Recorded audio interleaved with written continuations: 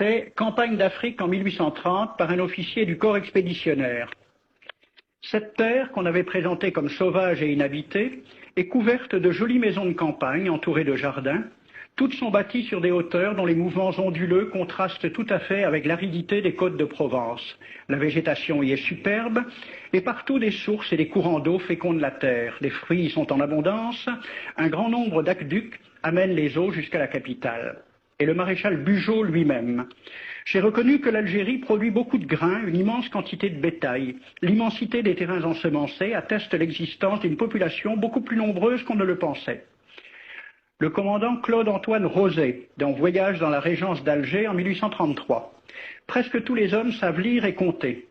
En France, on compte à l'époque 40% d'analphabètes.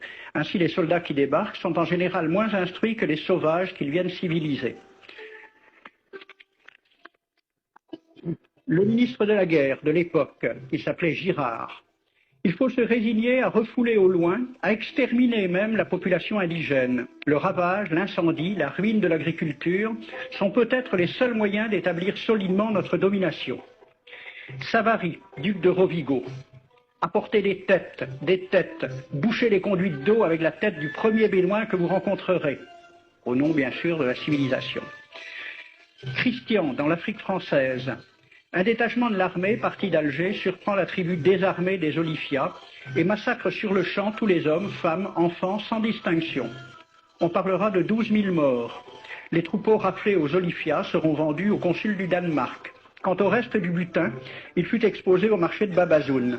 On y voyait des bracelets de femmes, encore attachés à des poignets coupés, et des boucles d'oreilles pendant à des lambeaux de chair, au nom de la civilisation. Le colonel François de Montagnac.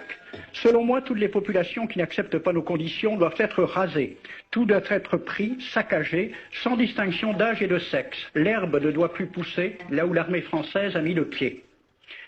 Saint-Arnaud, il était commandant et c'était aussi un mari très attentionné. Il écrit à sa femme: « Chère Louise, je suis bivouaqué par une chaleur de 40 degrés au milieu de 20 villages superbes qui ne se sont jamais bien soumis. Je leur ai donné jusqu'à ce soir pour payer les impôts et les amendes que je leur inflige. S'ils ne s'exécutent pas, j'enverrai 3 colonnes brûler tout. » En juin 1845, la tribu des Ouled Riha, chassée de ses douars par les détachements incendiaires du colonel Pélissier, se réfugie dans des grottes de montagne. Ordre du maréchal Bugeaud. Si ces gredins se retirent dans leurs cavernes, imitez Cavaignac aux Béha, fumez-les à outrance comme des renards. Voici le récit d'un témoin, français bien sûr.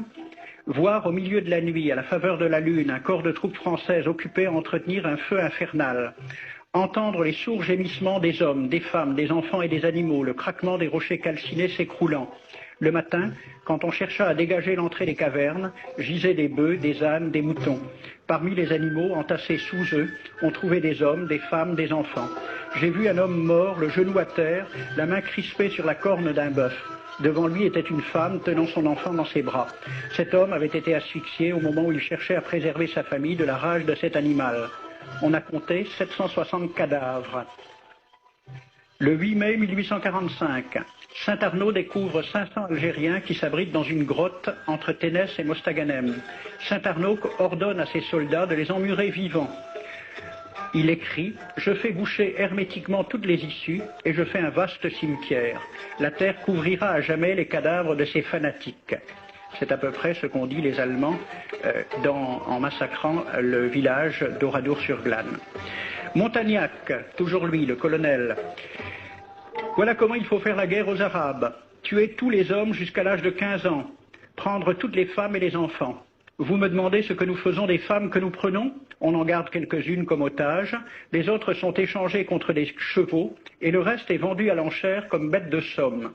Toujours au nom de la civilisation. Nous rapportons un plein baril d'oreilles récolté paire à paire sur les prisonniers. Il contient même celle d'un de nos 58 gendarmes morts de maladie. 2 pièces de 100 sous ne sont pas à dédaigner. Le maréchal Soult, ministre de la guerre, répondant à des questions à la Chambre des députés. En Europe, un tel acte serait horrible et détestable. En Afrique, c'est la guerre même.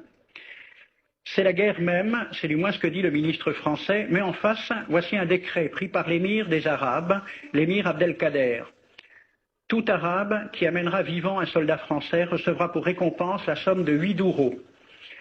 Tout Arabe qui aura un Français en sa possession sera tenu de le bien traiter et de le conduire le plus promptement possible, soit devant le califat, soit devant l'émir lui-même.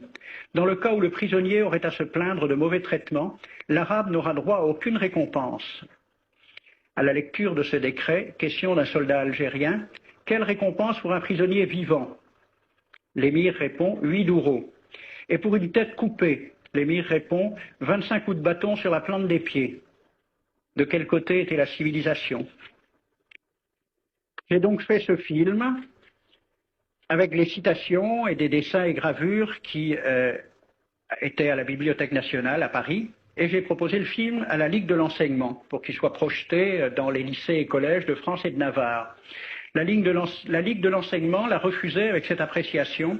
Quoique très correctement réalisé et basé sur des documents indiscutables, ce film va à l'encontre de toutes les idées qui servent de base à l'enseignement de la pénétration française en Afrique du Nord, ce qui rend sa diffusion impossible.